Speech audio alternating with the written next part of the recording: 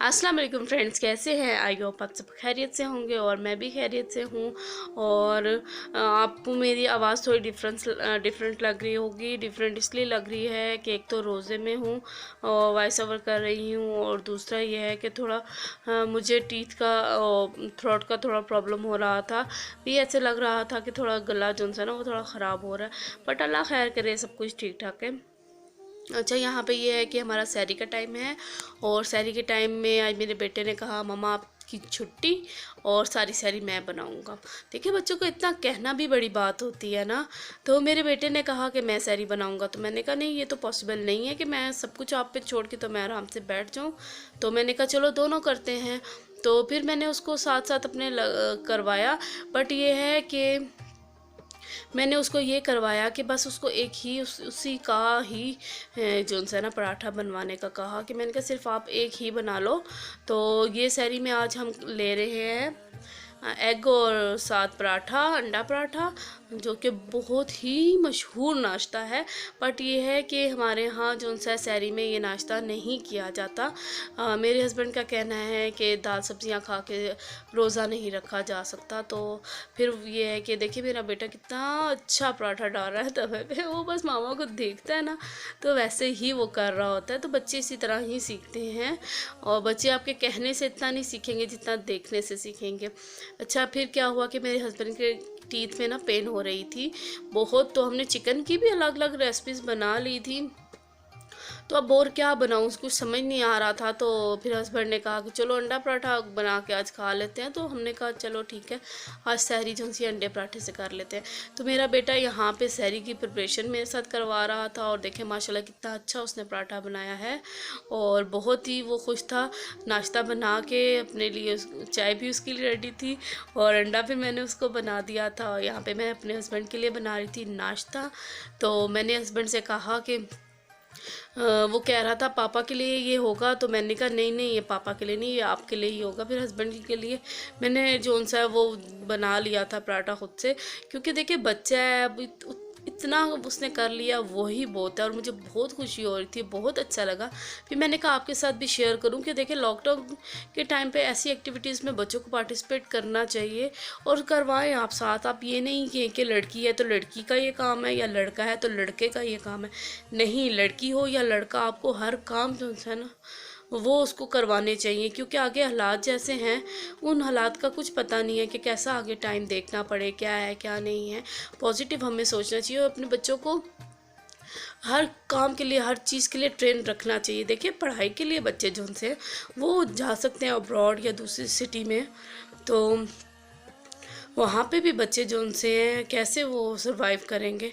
तो उसके लिए भी आपको बच्चों को प्रिपेयर रखना होगा। सॉरी, मेरा गला थोड़ा ख़राब है तो वॉइस अजीब सी आ रही होगी, तो उसके लिए आई एम सॉरी, और थोड़ा इसको इग्नोर कीजिएगा।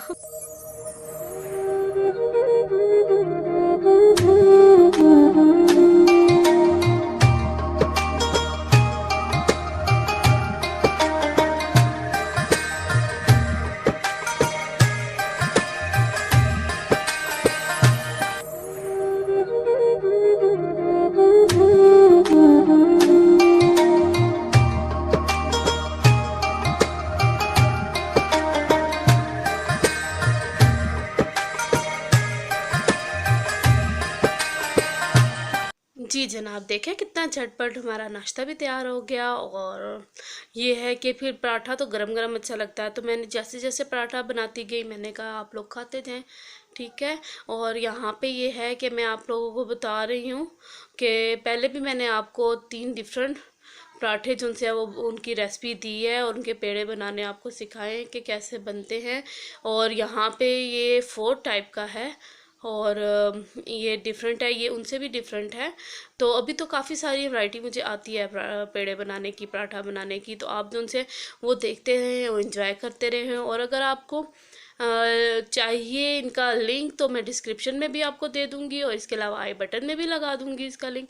आई बटन होता क्या है, आप अगर वीडियो पे क्लिक करेंगे तो एक आई लिखा हुआ और बी में दायरा बना हुआ नज़र आएगा, ठीक है ना। एक सर्कल के अंदर आई लिखा हुआ आएगा, आप उस पर क्लिक करेंगे तो आपको रेसिपी का लिंक मिल जाएगा, सही है। अब यहाँ पे मैंने क्या किया, ऑयल लगा के अच्छी तरह पतला सा करके बेल लिया, ठीक है। ऑयल लगाना इसलिए मस्ट है कि ये आपकी रोटी नीचे स्टिक नहीं होगी। और जो हमें जानते हैं, मुझे तो उनको पता होगा कि आटे में नमक नहीं होता, तो मैं पराठे में नमक इस तरह ऐड ज़रूर करती हूँ। अब मैंने यहाँ पे इसके ऊपर मैंने डस्ट किया, जो खुश्क आटा होता है ना वो वाला, इसके ऊपर डस्ट कर दिया। उसके बाद मैंने ऑयल लगा के, नमक लगा के मिक्स कर लिया अच्छी तरह। और फिर अब मैं इसको रोल कर रही हूँ।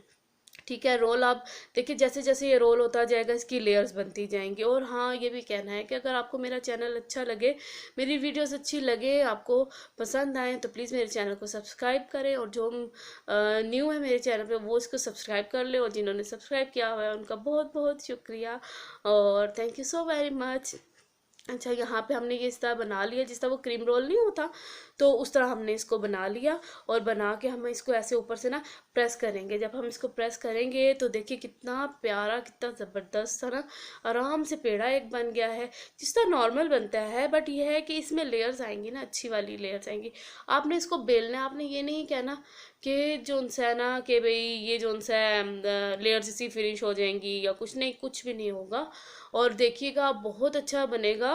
और देखने में ठीक है नॉर्मल लगे, जब आप इसको खाएंगे ना आपको पता चलेगा कि भाई क्या चीज़ बनी है।